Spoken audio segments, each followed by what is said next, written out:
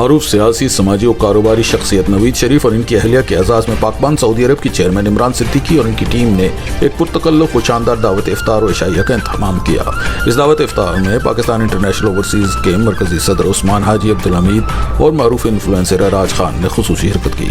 اس موقع پر نوید شریف نے عمران صدیقی اور پاکبان کی ٹیم کا شکریہ ادا کرتے ہوئے کہا کہ رمضان کا مہینہ ہمیں عبادات کے ساتھ ساتھ اخوت و بھائی چارے کا سبق بھی دیتا ہے۔ ہمیں اپنے درمیان موجود فکری اختلافات کو کبھی بھی ذاتی اختلافات نہیں بنانا چاہیے، بلکہ انہیں ایک دوسرے سے کچھ سیکھنے کا بہانہ بنانا چاہیے۔ اختلافات کے باوجود ایک دوسرے کی تعظیم و تکریم ایک اچھے مسلمان کی نشانیوں میں سے ایک ہے۔ عمران صدیقی کا اس موقع پر کہنا تھا کہ رمضان المبارک کا مہینہ اللہ تبارک و تعالیٰ کی بڑی عظیم نعمت ہے۔ اس مہینے میں اللہ تعالیٰ کی طرف سے انوار و برکات کا سیلاب آتا ہے اور اس کی رحمتیں موسلا دھار بارش کی طرح برستی ہیں، مگر ہم لوگ اس مبارک مہینے کی قدر و منزلت سے واقف نہیں، کیونکہ ہماری ساری فکر و جدوجہد مادیت اور دنیاوی کاروبار کے لیے ہے۔ اللہ ہمیں اس مبارک مہینے کی نعمتیں لوٹنے کی توفیق عطا فرمائے۔